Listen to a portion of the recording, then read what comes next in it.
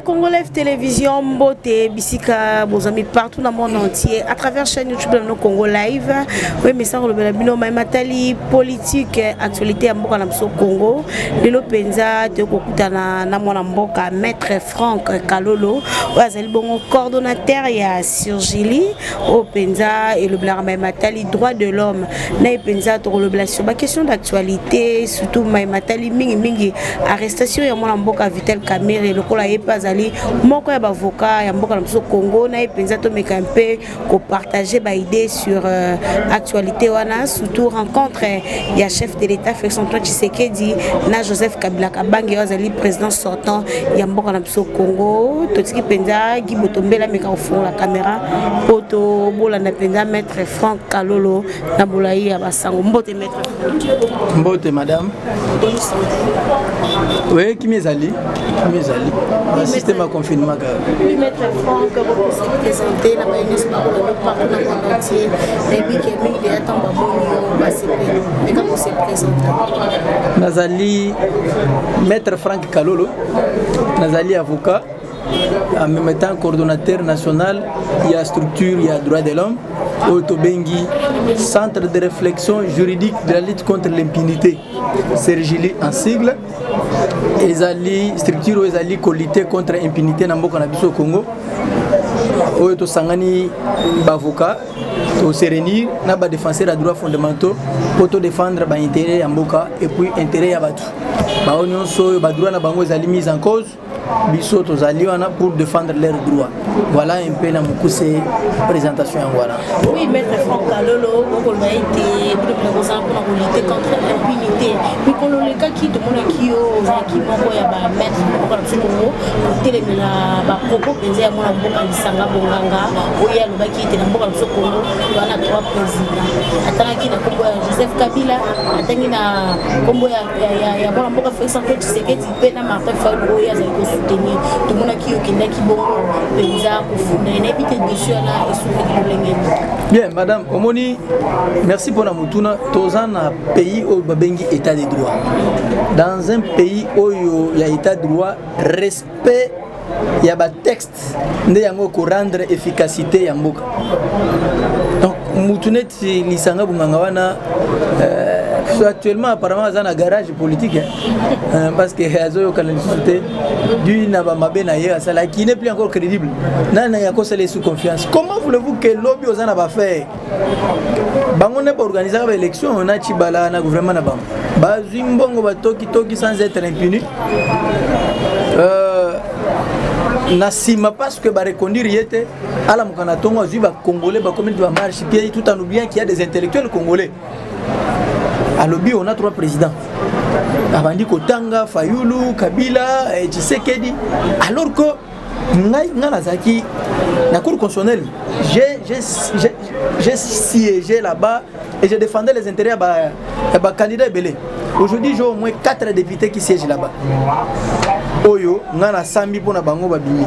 Alors quand je vois un monsieur comme ça qui se réveille le matin alors que la Cour constitutionnelle avait déjà vidé la matière, non substance, non surtout à induire les Congolais une erreur, et par déclaration na yawana kim saka ba investir na ngai na zoa contact. Alors étant victime de la funakaye, au moins qui façon à toka qui n'a pas façon non tout. Azo avocat au mabe, azo au mabe. C'est un dossier RMP et vous faites par moment au moni justice et ligne pour accélérer pena dossier société. Mais oui c'est quelqu'un qui disait non je suis influencé par Tshisekedi et tout. Ngana ni na cash ni na non il y a un problème na Congo na biso parce que batu ba mesana ki ya kozala au service ya ba individu. Au moins, à tellement défendre ma valeur et en boka, balobi Kabila mutatindi, Tshisekedi mutatindi, jamais. Naza ni na kashite, ni na FCC, moi encore na lamuka. Parti politique encore tellement awa ile lo banunga na dere kuna bimisa fichonga d'adhésion ezate. Comprenez? Moi je suis un patriote congolais, Nazali coordonnateur, il y a centre de réflexion juridique la lutte contre l'impunité. Battitude naie, ba propos naie et constitué impunité. Voilà pourquoi tu fonda qui est. Alléluia. tout le monde qui peut se que les fonds dans les ministre du travail les cours le bic a bolia mon son invité aux ans pour le fond dans bateau bazaika na kati ya ba ko gérer mboka Congo to nazawa na pona funda bato bazo gérer mboka Congo te mais nazawa na pona telemela bato bazo ba misolo ya ba congolais pour que ba congolais ba mona clarté temela kamera te bonito mané nazo évoluer le bimba kamana ni ya nene kulu madame owana mon monsieur azana ministère ani ya travail voilà yewan ye na kendaki kofunda za ye mokote aza ye na Célestin Mbuyu Kabango bazalaki gouverneur na vice gouverneur ya province ya Olomami obi ke bato ebele bando ye bango te ke bazalaki passer na bango ye bana kité mais nous avons fouiné dans le passé na bango. Nous avons fouiné dans le passé na bango. Bango madame Nene Nkulu na Célestin Mbuyu Kabango ba détourna ki mbongo ya l'état 2 milliards 575 millions 811,70 francs congolais. Ce qui doit arrondir en na dollars et pesi 265 millions de dollars. Nous n'avons pas prévenu surtout. Nous n'avons pas prévenu. Lobby n'a qu'à confirmer plainte na parquet. Baimbo kabino boza libanda mboka pe a. Boyeba que lobby malgré confinement na buniti na zui makaro na kei ko confirmer plainte na parquet général près la cour de cassation contre Madame Nene Nkulu na Célestin Mbuyu Kabango. Procès ezobanda. Et nous sur les loto lobby bazo lancer les bango mandat de comparution. Ngai na bango, ngai te mais asbel. On j'ai droit de l'homme. Mais maître Franck te. Ngai na biso zali personnalité. Écoutez. Non, je vais vous dire une chose, écoutez. Au moins même chef de l'État Félix Nzana, il est au service des Congolais. Voilà pourquoi Solgan a exalé les peuples d'abord. Vous comprenez? Ngai nazara simana yeti. Biso tozana kati ya vision malamu to défendre. Ya mabeto hôtel mela. Vous comprenez? Muto za simana ngai ezali peuple congolais zo défendre. Au monde boye parce que bon moni musa tozo sala les malamu ndé bozo contacter biso. C'est-à-dire nous défendons et vos intérêts et les intérêts bande wazali bana mboka. Ba kozongi sambongo wana. On a mis ma demandé Koukame. Mais banane banda makama ya so de moto. Et ça biso c'est rigide. Moto banane makama c'est rigide. Biso neto dénoncé. Kalolo tout est dans le lobby chef de l'État fait ça Tshisekedi. Il y a peut-être qui bon na président sortant Joseph Kabila. Et si tu le lobby va rencontrer pas beaucoup de temps. Donc les accords pour le côté na peuple congolais ba lobby qui peut sur tension qui bon la Qatar kuna ba lobby là qui si ba dossier à justice au milieu donc on a dossier de délai la justice sur pour propagation il y a l'état d'urgence là invité et là on a la rencontre au moni rencontre il y a chef de l'État Félix Antoine Tshisekedi Tshilombo honoraire chef de l'État Kabila Kabange ngana zo mona biso na Sergili to mona en gravité ezali conséquence ya constitution na biso lobi oyo azali majoritaire na parlement yé a conformer gouvernement ozomona lokolo ya za chef de file ya batunaye à FCC pe baza majoritaire na parlement. C'est pourquoi il y a coalition na kati coalition, c'est-à-dire ils doivent se concerter. Ils sont pas des ennemis. Baza ba congolais bakutani balobi makambo mboka to ki point o ezaki mingi alors du jour ezaki ya Covid-19. Moi je crois que c'est normal. Tout comme beaucoup consulter ngaya pour la Covid-19 na opes point de vue. Biso to lobaki to pesa ki point de vue ya. La télévision chef de l'État yoka biso mais bon pesa moyembe mbongo. Bo bandai kaka ba mesure édictée tout ça mbongo yebana kité. Tango to leki na RTNC to lobi na tongo na poko na chef de l'État a signé ordonnance. Apesi moyembe na mbongo. Vous voyez c'est que bazola nda biso nesto ba congolais. Donc okuta na bango ezana inconvénient mo côté. Donc il faut to longola ba makanisi ya mabe. Dis-moi un peu, pas qu'on a alors baza benemi. Kasi soto la bien yo le ba Kabila za kuna ngamba FCC soto tali na signature ko ba signa les arabons nemi na Jean-Marc. Pourquoi pas Jean-Marc Kabumba kutana ina nemi pour te passer pour la coalition. Kala mingi Kabila Jean-Marc Kaboun baza batindami Jean-Marc mutindami ya Tshisekedi Nemi mutendemi ya Kabila bakonzi na bango Tshisekedi na Kabila alors bakutani bango mi balouele ma il y a rien encore on est allé entre Jean-Marc Kaboun na Nemi ou bien ça accord entre chef de l'état Félix Antoine Tshisekedi Tshilombo na chef de l'état honoraire Kabila alors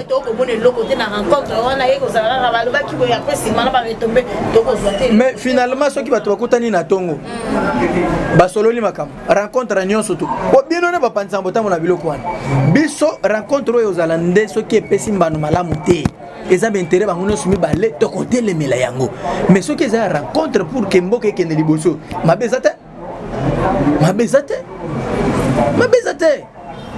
Moi, Franck Lolo, tout est dans le solo, chef de l'État, Félix Antoine Tshisekedi, où tu peux dire pour recruter un avocat camerounais pour la justice Mboka Congo.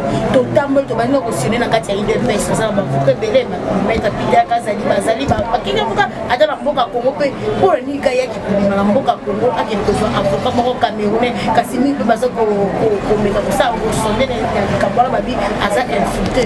Donc, on a photo, et pour tamboula. Avocat wana na président Rwandais Kagame. Pourquoi chef de l'État lui avocat Bien, vous devez savoir une chose, que à cette question, nous allons répondre en tant qu'avocat. Tozali avocat ya Congo Kagati. Nous sommes des avocats internationaux aussi. Dans les pays où il y a la réciprocité, oyo droit aux alindenge moko tokosamba, ba pays francophones tokosamba. Bakope kozwa ngai lelo na komi proche ya chef de l'État par exemple togolais Brazzavillois na kosala il y a pas d'inconvénient là-bas ça tout monde ngo na angle moko ya mabeti eza présidence de la République ti que étranger aye alingi azwa ngwende wana mwana mboka Félix alungwa yazala diriger bisote ça c'est autre chose constitution peut exister étranger à travailler sauf s'il s'agit de présidence Yamboka, ça c'est autre chose. Le reste, il peut postuler, il peut travailler. Tout ça, les Congolais ont la double nationalité. Ce sont des étrangers alors que la Constitution refuse. Que Bazala terre, mais Bazali, et Beléa, ceux qui me payent moi je suis américain, je suis belge. Mais il est au service des Congolais ici. Mais on a pas bête la montagne. Lorsque Moutou a sa valeur, et deux, et ça m'a bête et puis pas imbo que sengeli baye belo kumogo pebino ozali banambo ndeko wana camerounais wana les bâtonniers là confrères là azali moko oyo aza initiateur il y a association où il y a lutte contre la corruption lelo comme vulgarisé dans le monde entier yende mutu alota asali eloko wana c'est lui l'initiateur lelo oyo monde entier est comme quoi appliquer l'agence wana lutte contre la corruption ezali yende kolona soki babengi yaka posa lisa biso a mabezata non tout le monde eloko mo weza dialogue te bayimoka bakolo eloko wana bongo te yoka expliquer eloko mo c'est par deux volets no baki deux volets chef de l'état azalaki na avocat na ye privé oyo bato beto chaki mutam ezalaki bâtonnier mukendi lelo liwa est séparé accueilli à Koufi vide wana amoni pe constitution parce que vous avez un avocat ya choix na yote avocat choix na ko ça l'appelle avocat étranger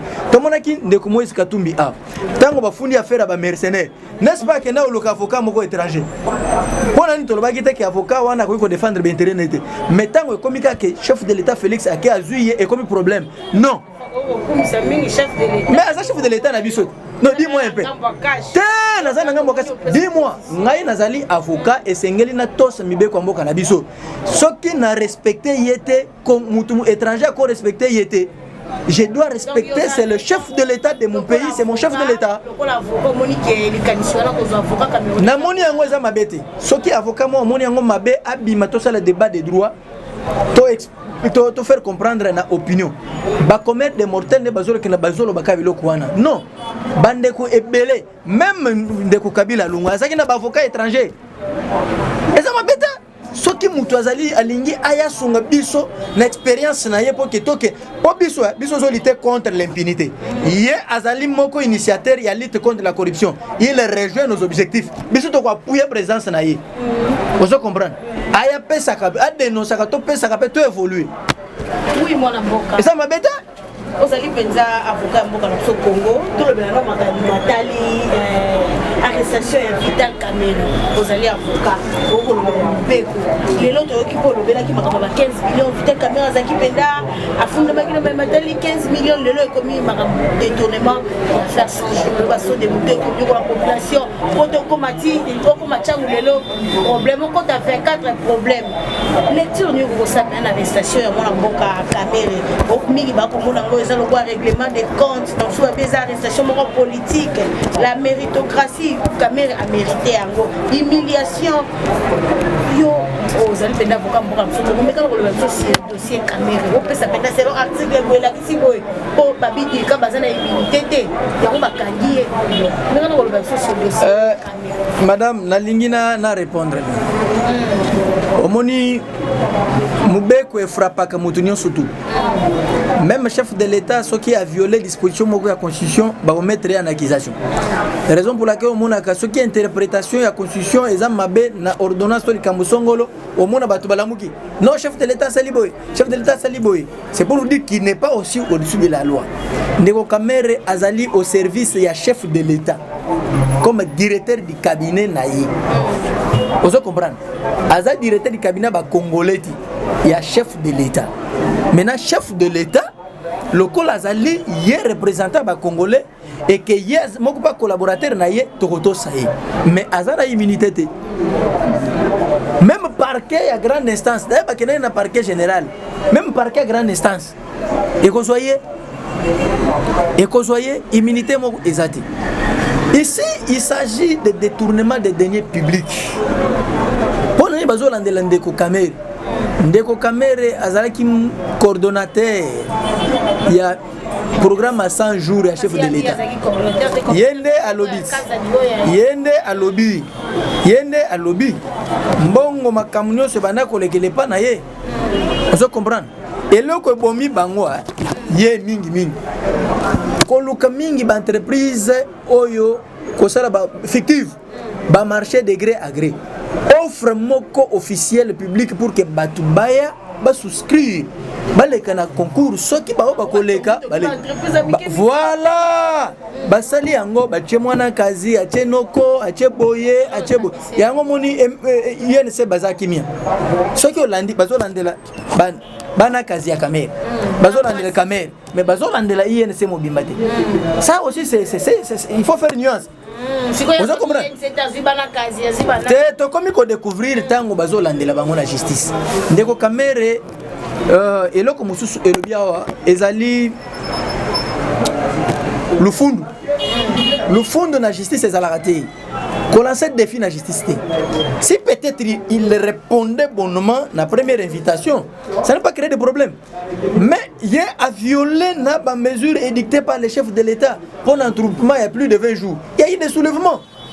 Batunaye ba kende batikaye ba combien banana mboko c'est-à-dire dis-moi ce qui va mettre le chef de l'État en accusation le col za président ya Congo ce qui va kese ba congolais ndambo ba keno tikaye tango keno sama wana ezali avant te za président IDPS chef de l'État za président IDPS président IDPS c'est Jean-Marie Kaboun za président IDPS chef de l'État pe azolanda ngai azoyoka pe ayebi biso centre de réflexion juridique la lutte contre l'impunité toyebi kaza président IDPS azande président de la République président IDPS ezali mwana mboka Jean-Marie Kabunda Kabunda on se comprend humiliation chef de l'État a livré Kamerhe pour de ça total makamba dossier ba Hollande interview à chef de l'État et rattraper Ndeko Kamerhe chef de l'État alobaki bo rétro commission de ba interview hier na Top Congo avant ba publier alobi makamu o totangala yo tosalaka na yo oza mutu na ngai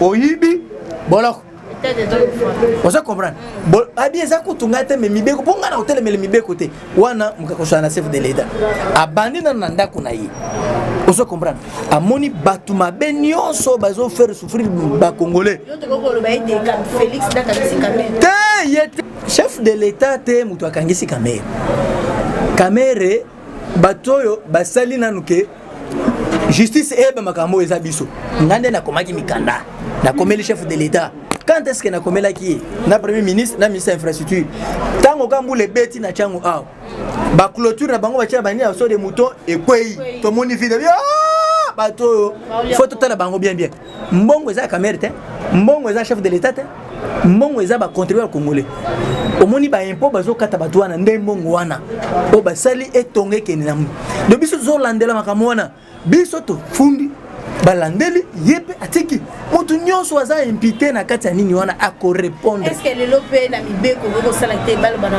caméra démissionner pour deuxième liberté pour deux fois déjà passer une liberté pour faire ma bonne ko pesa chef de l'état ko senga démission caméra ko yé moko pa ko démissionner ou bien mibeko ko ba été so mibeko ko tinde caméra a démissionné te caméra lui-même d'abord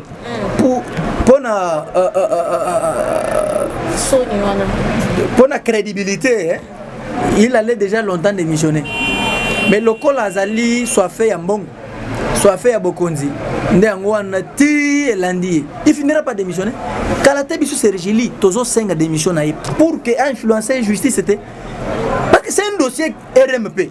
En droit, au moni, dossier RMP, c'est un dossier Moko et Zoraputa Moulaï. Et qu'on soit dans le parquet, on fixe ça au tribunal. Non, mais écoutez, soit dans le centre de santé alliés. Bango nous sommes sur Bakangi, Bango Makala malade. Mais ceux qui Bakangi biso maladité. La justice sélectionnée aux alatés. A Sali Mabe avant de Kuna Assam. Ya lobaki boye. Toza na vidéo na biso na Sergilia. Alobi, au moins à 100 jours, Mokolo ba benga na justice na kende ko sama na ko kende ko répondre parce que je me reproche de rien. Mais il est parti.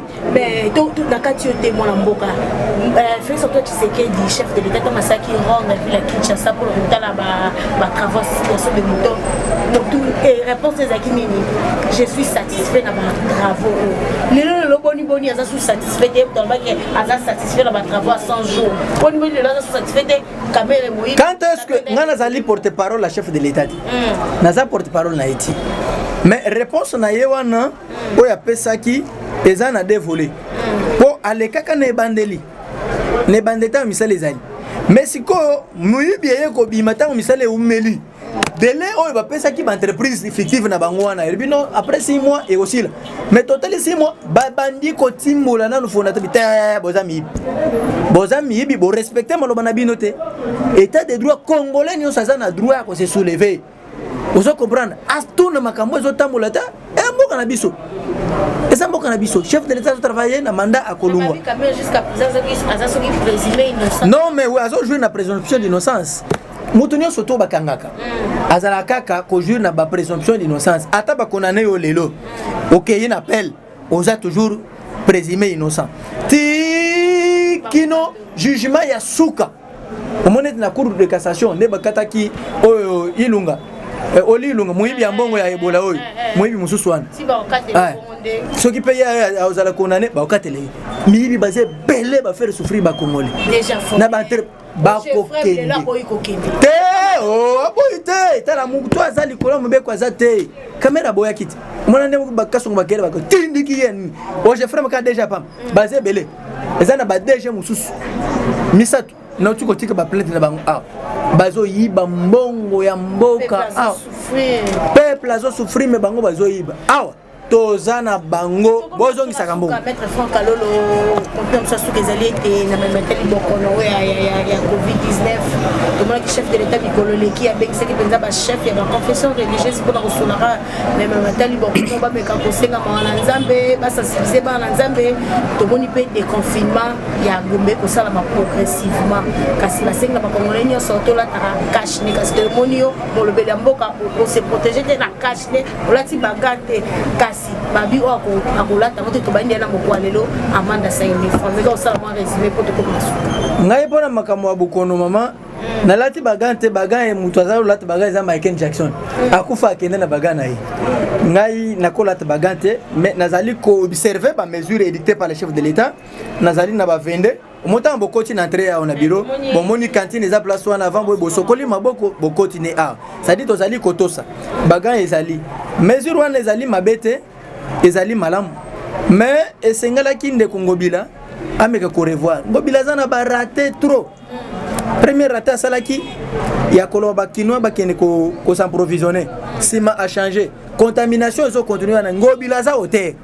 Ngobila Koutou Aza hôtel. Aza hôtel, il faut. Je lui ai demandé, Bisso Sergio qui a démissionné. Mais l'on s'entêtait toujours déposer plainte contre lui. Il va démissionner. Il va tâtonner comme vous n'avez pas l'idée. Mais Wana et Sengeli Bango Batala. Wana Isa, Bazana compétent ministère de l'Intérieur. Ministre de l'Intérieur hollandais, ou Zambela. Bapesi, Tala Makamouani ni ration à Basoda. Ba policier Pebele Bazali ko se protéger. Au mon Moutuka Moko Baza 20, 30, 40. Sans ma masque, ça c'est un problème aussi. Il faut que le commissaire provincial de la ville province de Kinshasa a mes côtés la makamwana. Makamaba masque oya bilamba. Tande o lati masque. Et un masque moi il poutre. Batongi boy. Koto moko ezate protection ezate. Ça c'est encore un problème. Non, 2000 francs. Gouvernement congolais a bimisa ba masque akabole ba congolais. Loko la pimele ba biloko olia. Après c'est bien ata ba masque. Hein? Après c'est ba masque. Ngobile ba cause salaire na ye. Salaire na en tant que gouverneur. Au lieu de une caisse de solidarité a fabriqué un masque belé na mbongo à salaire na ye. Même il y a un mois. Après, il y a foutu magasin.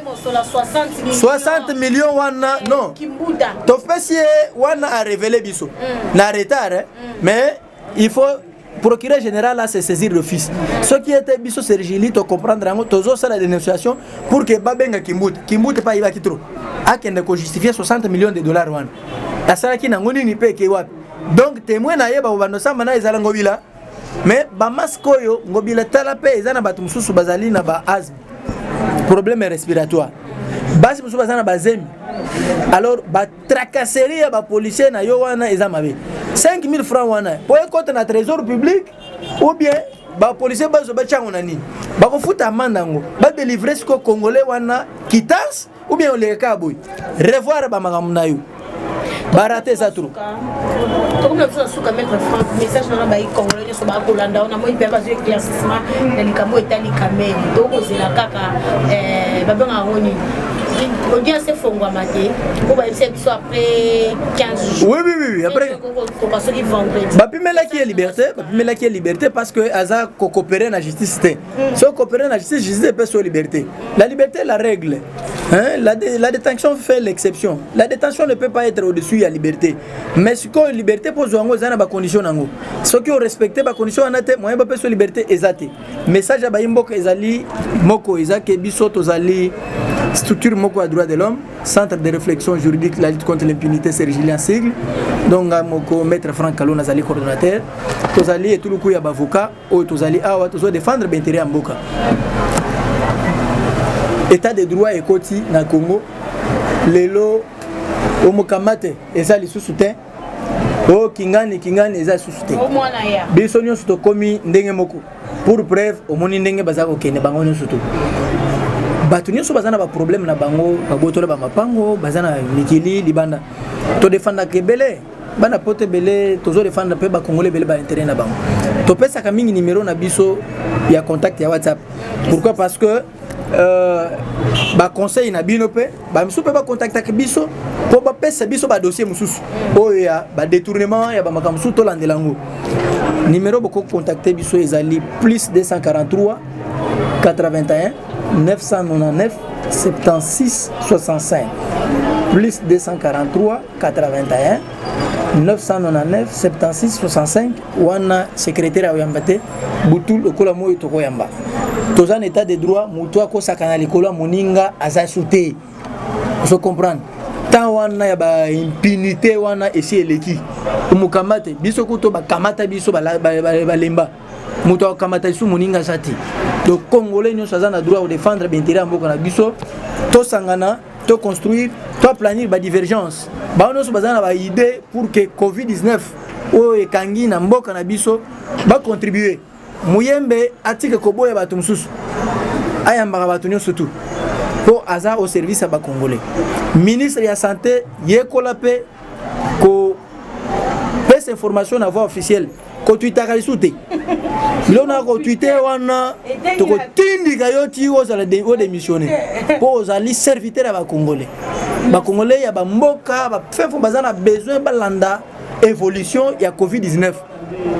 bimisaka pe bageri ba témoigner po ba tebele bazali komona neti ba G kabal na bino po bozwa mbongo po ba olilo ngape basala na bokolo mongo ya Ebola ba zuzu ba mbongo ba congolais na mo confiance à souté.